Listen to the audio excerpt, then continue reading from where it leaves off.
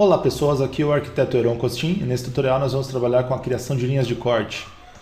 Para nós acessarmos a ferramenta de criação dessas linhas de corte, nós temos duas opções. Ou através do menu de acesso rápido, aqui em cima, né, no Section, ou através do menu View,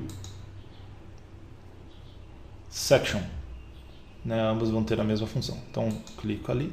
Para traçar essa linha de corte, clico no começo, clico no final e criei uma nova seção. Essa seção você vai conseguir encontrar aqui na lateral, em Sections.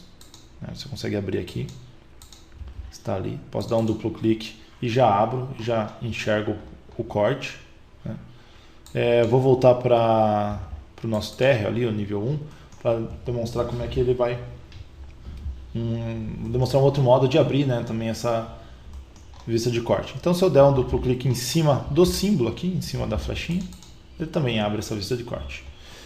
Uma vez que nós estamos aqui nessa vista, eu posso trocar também a escala, né, os níveis de visualização aqui embaixo. Se eu colocar no nível Fine, eu enxergo que ele está cortando as paredes, né, com as mesmas camadas que compõem, né? A gente tinha criado a parede anteriormente com reboco e tijolo.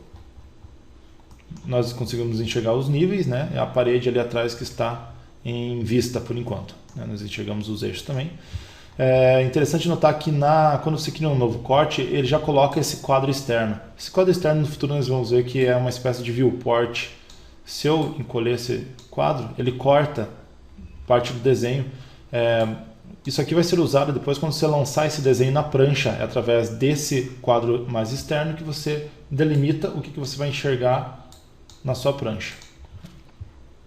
Então eu vou voltar aqui para o nível 1 para mostrar mais algumas curiosidades a respeito do corte. Se eu selecionar a linha de corte aqui, você vai enxergar esses pontilhados azuis. Isso aqui determina o alcance das vistas, tanto para as laterais, né, quanto em profundidade. Né?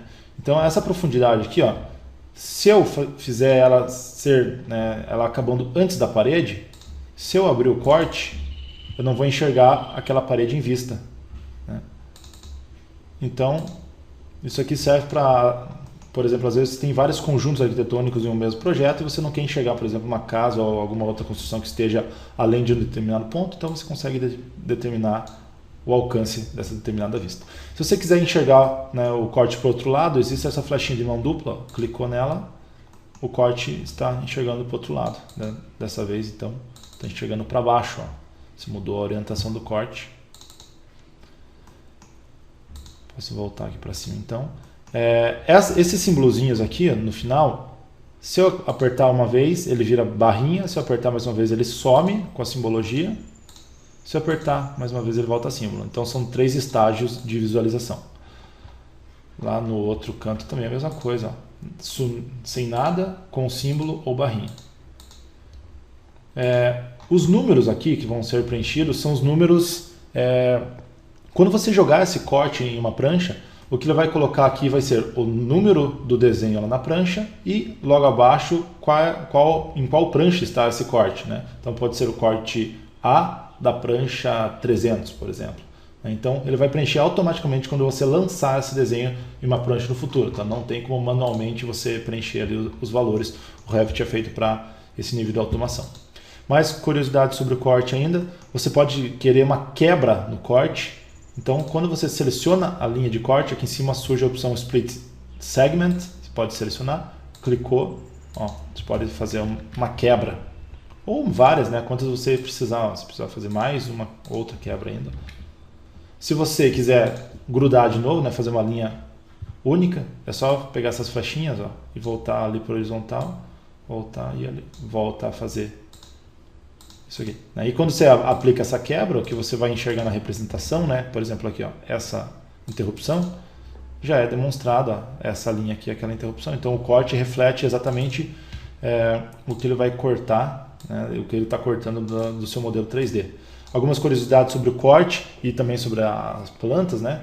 É que se eu tivesse um mobiliário, no futuro a gente vai ver, se eu colocar uma cadeira, por exemplo, e a linha de corte passar por essa cadeira, ele não vai cortar a cadeira, ele vai enxergar sempre a cadeira como se ela estivesse em elevação.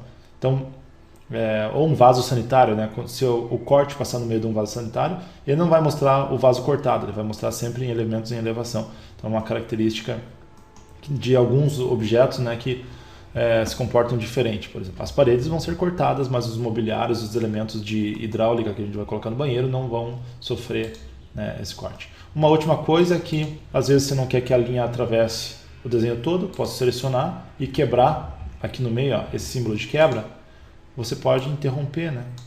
Não que o seu corte esteja interrompido, mas só a representação em planta dessas linhas de corte foram interrompidas. Ó, se eu abrir o corte, ele continua inteiro, mas aqui em planta, né, ele sofreu essa quebra. Se eu quiser voltar a enxergar a continuidade da linha, clico ali e ele volta a funcionar.